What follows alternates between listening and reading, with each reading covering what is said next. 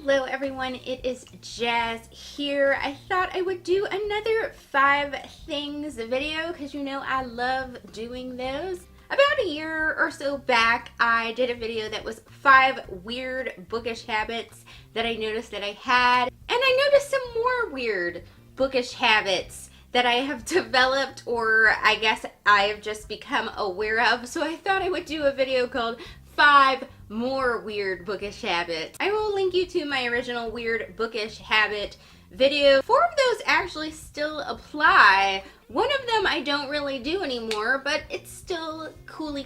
So without further ado, let me talk about the 5 more weird bookish habits that I have discovered about myself. First weird new habit that I've discovered has to do with how I bookmark my books most of the time. Now, I do use normal bookmarks every once in a while, but last year I believe I discovered how to make these awesome, colorful washi tape bookmarks that are just cardstock, washi tape, and little magnets, so you can just clip it on the page like that with magnets. But that's not the weird fact though. The weird fact is where I like to place this bookmark. I'm very adamant about the fact that the bookmark has to be on this side of my book, or my right side when I'm facing the book. It doesn't matter if I'm actually reading on this side of the book. The bookmark has to be clipped onto this side. I don't know if that is just a display of compulsive behavior, or if I just genuinely find it easier to open the book to the page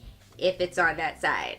I guess you'll have to tell me. I've realized over the years that I've started to use Goodreads more and more each year, and thus the next 2 are 2 things that I've noticed when I use the Goodreads website or app. Usually, not all the time, but usually I can't record the page number of my book until I reach an even number of the book.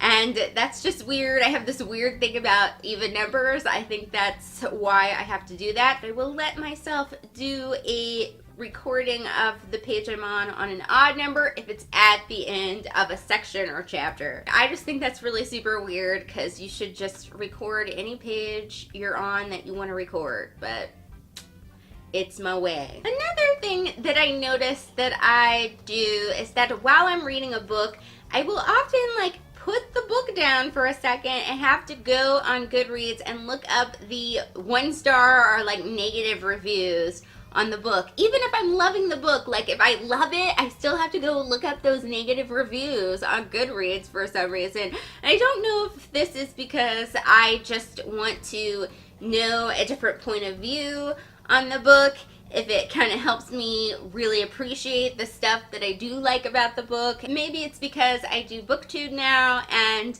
I'm trying to be more open to other people's point of view, or what it is. Number 4 is ironically something that has to do with the number 4, and that is the fact that I feel the need to always read 4 books at a time, at least. I can read more than 4, but I have trouble allowing myself to read less than 4. Now, part of this is I do always like to keep an audiobook on the roll because there are times when I need to be hands-free and I do want something to do, so I'll listen to an audiobook. So I usually do have an audiobook and a read that's kind of challenging that I don't want to read just straight through. And then I have 2 books that are either 1 ebook, 1 book in print, or maybe 2 books in print that I'm working my way through, and they are usually of different genres, sometimes the same depending on my mood. I have this 4 book thing, so whenever I finish a book and I get down to 3 books, I have to start a new book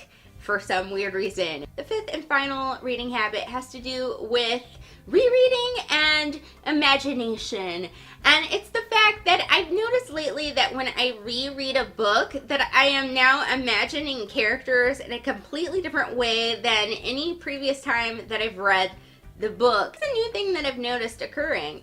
And I don't know if it's because I'm just older now and paying attention to the character descriptions more, or if it's the fact that I actually, care about imagining the characters the way the author intended instead of the way I really want to. A couple examples of when this has happened is last year I reread The Outsiders for about the third time, and I realized that none of these characters look like the people in the movie. And I think I just didn't imagine them the way the author describes them because I'd watched the movie before I read the book and wanted to imagine them like the people in the movie, but they don't really look like that, a lot of the characters, so whoops. This also, I think, happened with Ella Enchanted. When I reread it, I realized that Ella doesn't really look that much like the girl on the cover of the old book cover. She actually looks quite a bit more like the drawing of the girl on the new book covers, and I was like, oh, that's interesting. I guess I will imagine her differently than the girl on this cover. And when I reread the book Winter of Fire, which is like my favorite book of all time, I came to the cool realization that possibly this book had more diverse characters in it than I realized any other previous time that I've read it. Maybe that's just because I try to wait a really long time before rereading this book, so maybe it's just the distance of time is the reason why I didn't notice this. It also could just be that I didn't pay attention to the descriptions of the characters that closely when I was younger. So those were 5 new weird bookish habits that I've noticed about myself. I hope you guys enjoyed watching this video, and I will see you all on Thursday. Thank you for watching. Bye!